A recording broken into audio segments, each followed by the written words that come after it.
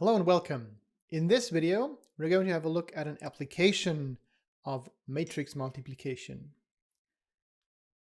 We look at a production process that works in multiple stages, and to make things easier, we just have a look at two stages in this application here.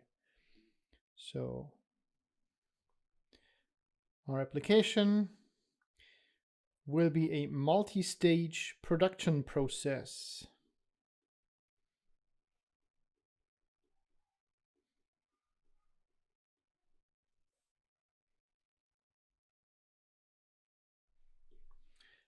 Now, let me first explain the setup.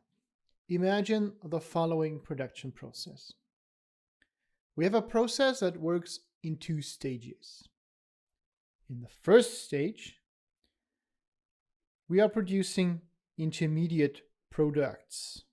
And again, to make things easy, let's assume we produce two intermediate products. For this stage, we have a choice of three different production processes that we can run in parallel on certain levels. So this stage produces two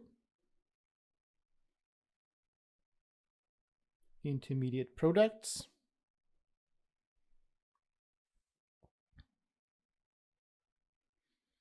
And it can be run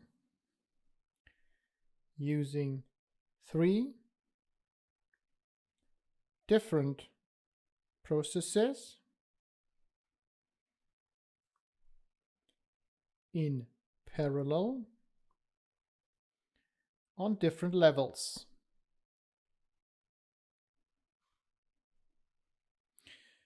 So the choice that we get to make is we get to choose the level for each of those three production processes.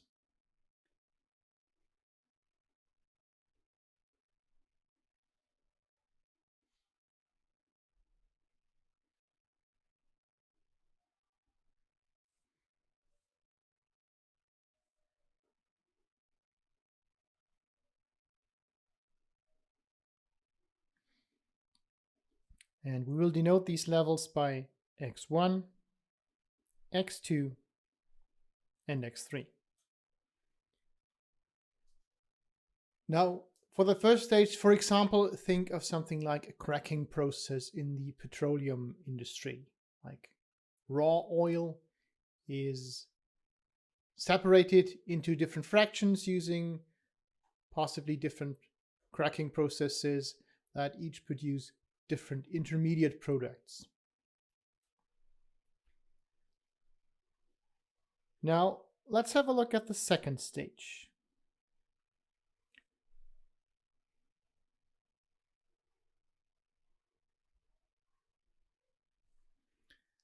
What that second stage does is it takes the intermediate products that have been produced by the first stage, and it combines those to obtain the final product.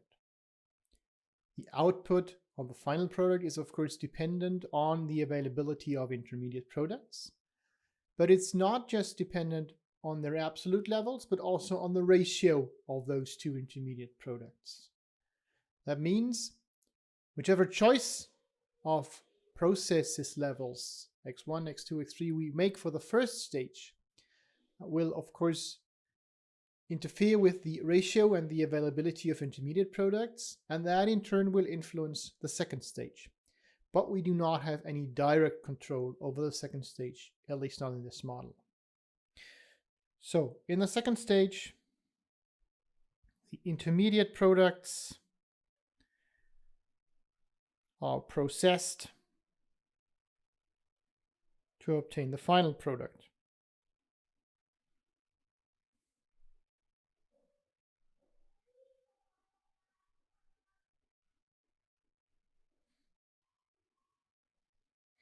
And the output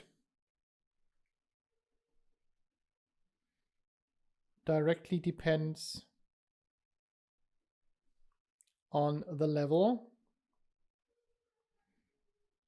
of availability of both intermediate products.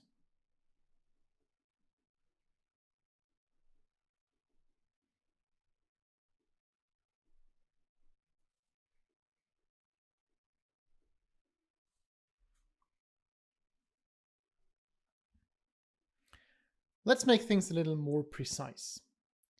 Let's say, as an example, in the first stage, we have these 3 possible production processes, and we can run those at levels x1, x2, x3. Now, what is the output in intermediate products that they produce?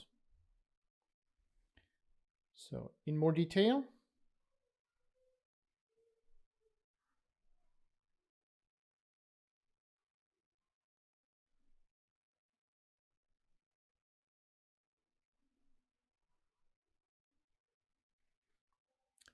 again, for the first stage, we have those 3 processes.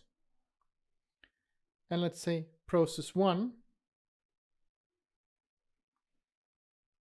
produces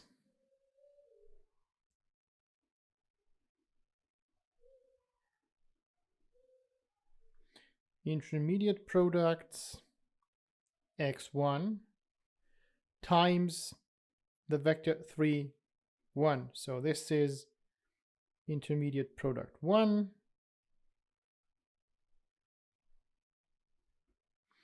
and this is intermediate product 2. So running that level at running a process on a level of 1 will produce 3 units of intermediate product 1 and 1 unit of intermediate product 2. We'll have a similar ratio for the other processes. So if we look at process 2, produces intermediate products x2 times 2, 5.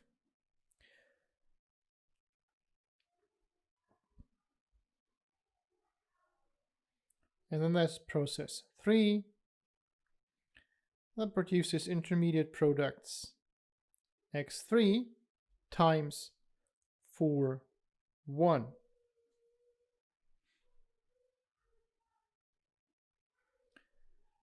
So, in other words, what is the total output of our first stage?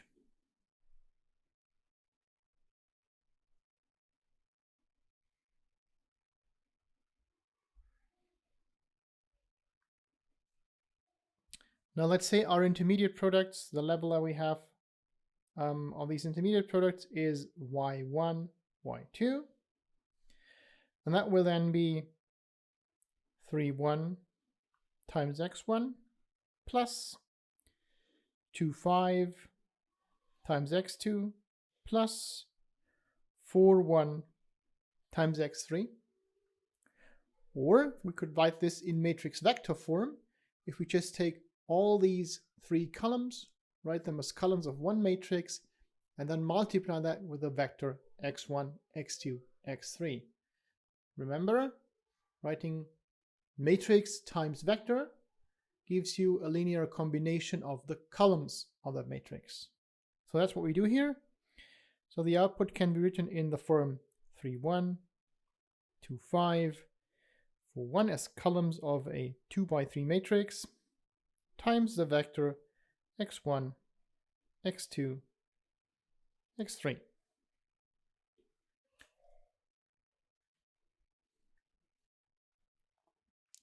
Now what happens in stage 2? So let's have a look at that second stage.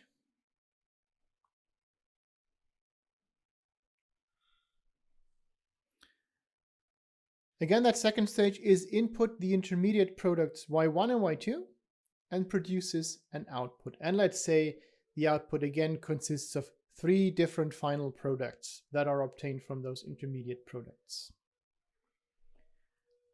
Okay, so input, we get these intermediate products y1, y2, and we get an output of, let's say, 3 final products. And we call the levels for those P1, P2, P3. And the relation here is, well, P1 is produced at the level 2 y1 plus y2. P2 is produced at the level y1 plus 3y2. And y3 is produced at the level 2y1 plus 5y2. So, in other words, what we have for the second stage is the vector P1, P2, P3 is obtained as 2, 1, 2 times y1 plus 1, 3, 5 times y2. Or in matrix vector form, we could also write this as 2, 1, 2 and 1, 3, 5 as the columns of a 3 by 2 matrix. And then we multiply this by the vector y1, y2. So now we have these two separate processes, and we can now combine those to one process to see what the influence of the input variables x on the output really is. So to directly see the influence of x1, x2, x3 on the output, meaning P1, P2, P3, we can combine the two stages into one expression. And that works like this. So remember, we have P1, P2, P3 equal to 2, 1, 2, 1, 3, 5, y1, y2. And also remember, we have y1, y2 equal to 3, 2, 4, 1, 5, 1 times x1, x2, x3. So that's what we're going to use here. So remember, y1, y2 was equal to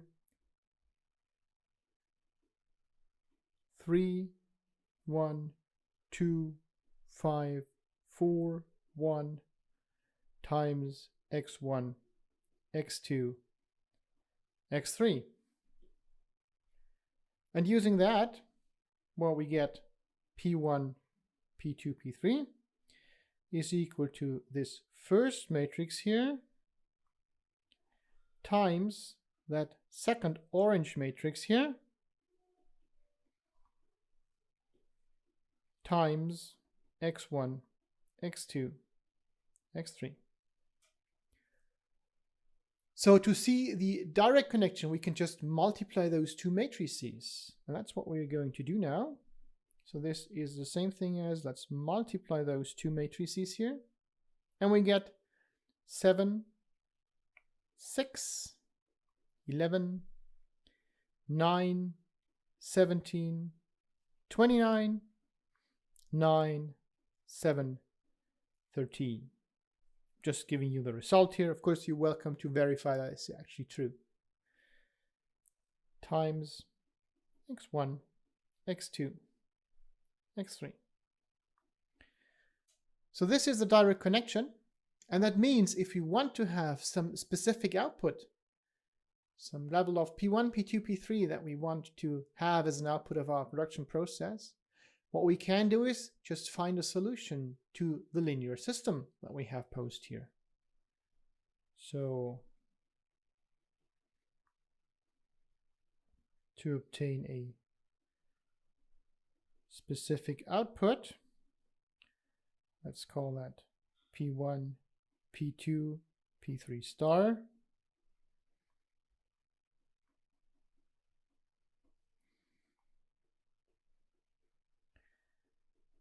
We can just solve the system of linear equations given by, well, we need this matrix as the left-hand side, 7, 6, 11, 91729, 9713 times x1, x2, x3